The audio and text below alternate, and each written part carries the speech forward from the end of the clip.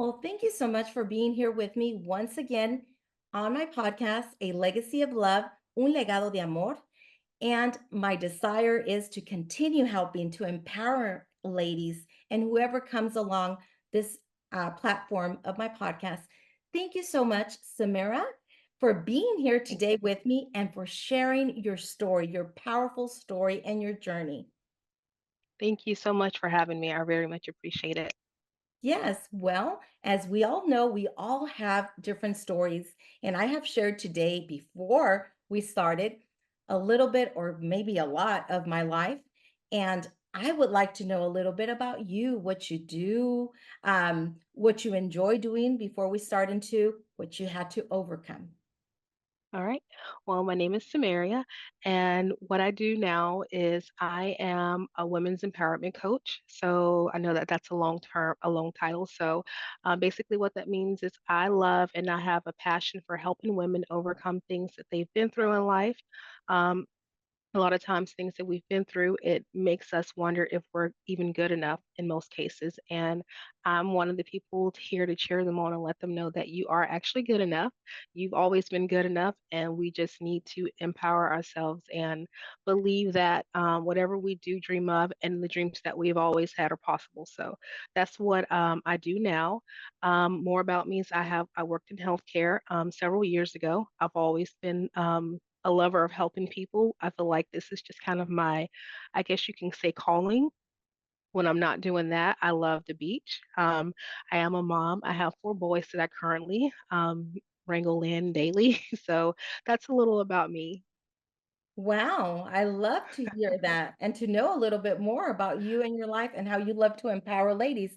You know how I see ladies back in the day? Like a beautiful butterfly. I Yes, think that we all are beautiful and we have so much to offer, and we're just yes, ready to fly as high yes, as we can, and yes. changing those colors to any colors that you love, and being your best version. That's how I see it because that's how I became who I am now. And I agree with you. I love the fact that you love to empower ladies. Now, let's go into a little bit more of your life. What did you have to overcome and how did you uh, do it?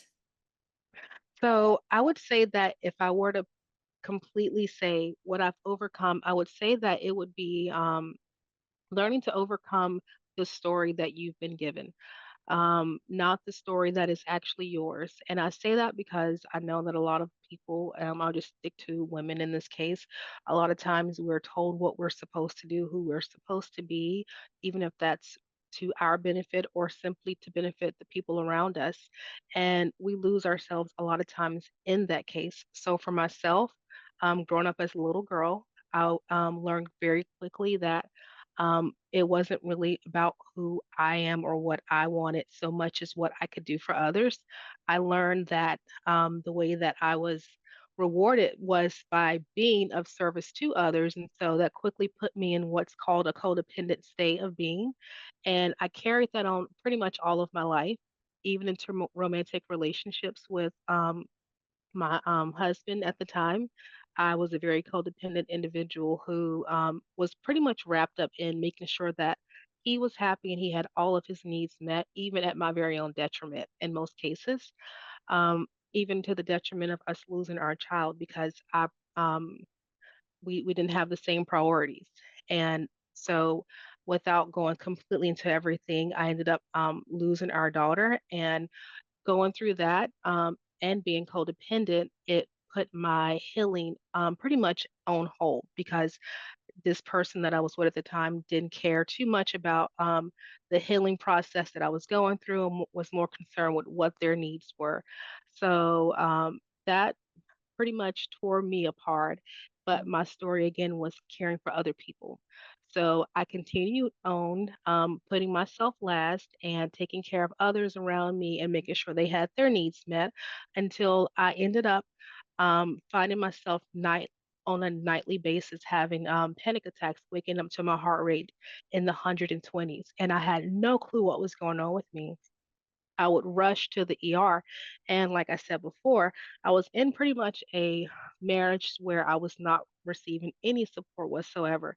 And I would go to the ER by myself and be laying in this hospital bed and looking up at the ceiling thinking, what am I doing? How on earth am I here alone and I'm married and I don't have any support or any help? And I think that looking back now is kind of like God waking me up saying that this is time it's time for you to prioritize you. You are all it's not that you're all you have, but you are so valuable. You have got to value yourself and wake up and see that you have to prioritize you.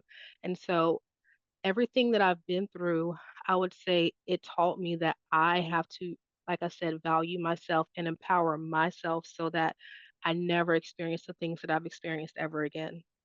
Most definitely. And I'm listening to your story, and there's a lot of parts of your story that I definitely understand and I connect completely with you.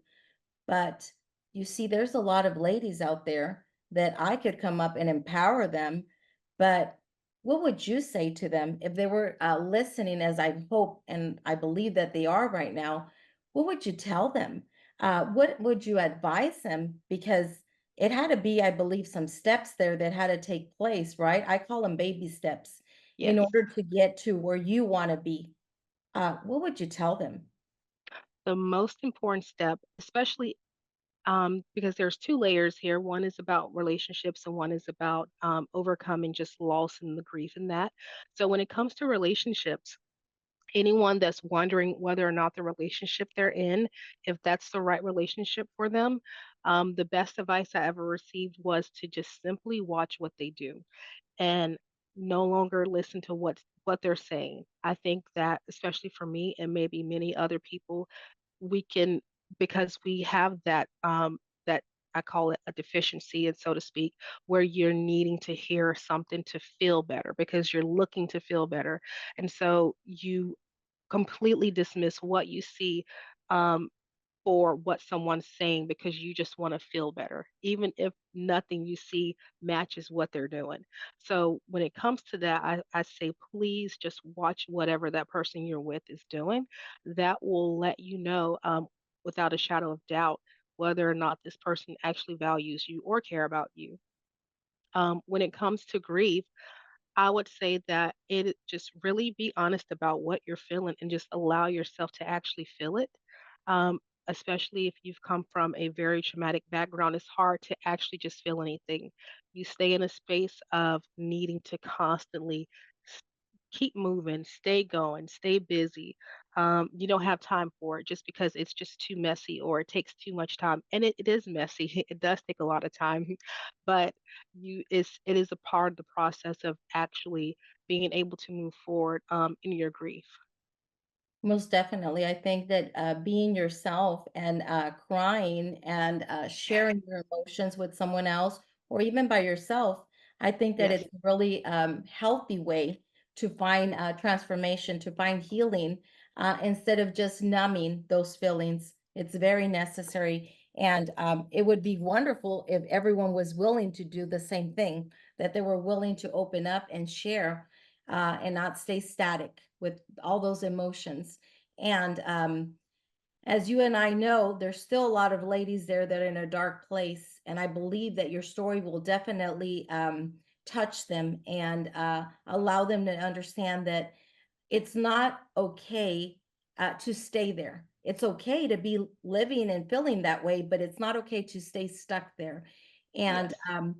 what would be your last message to these ladies if they're, they're listening and they're, well, I've gone through that. Oh gosh, I've lost a baby, or I've been feeling codependent in this relationship. I feel I don't want to be alone because what are people going to say? Or I've tried to find my value in a relationship, which it should be finding your value in your own self. Yes. What would your last message be? My last message would be that the first step to all of this is just truly being aware. And so, podcasts like this, what you're doing, I feel like brings awareness. So, for the person that's listening to this, if you're hearing this, just step one is to be aware. You don't have to judge your situation. You don't have to say, oh, I'm bad for being codependent. Oh, I'm bad for anything. Just know, okay, this is what's going on right now. This is where I'm at. I'm in love with this person more than I love myself, or I'm having a really hard time coping with the things that I've been through. Um, just getting to a place of awareness. That awareness is going to, I feel like, help you figure out what the next step would be, whether that's therapy, whether that's getting some books in rotation, coaching, whatever the next step may be for you. But you can only get to that place once you're fully honest and aware with what's going on within you. That is wonderful advice. Honestly, it is because first of all, you have to recognize that you have a problem. And listen, Yes, we all have faced that place where we feel like it's not getting better. It's okay. Okay, we have this yes, situation, this problem, we just face it and we take the steps that need to take place. And it's wonderful the way that you say, well, it could be coaching, it could be therapy. It, we're all different and we all have different situations. And maybe our place to finding healing is totally different from someone else. So the desire is to find the healing, to find the transformation.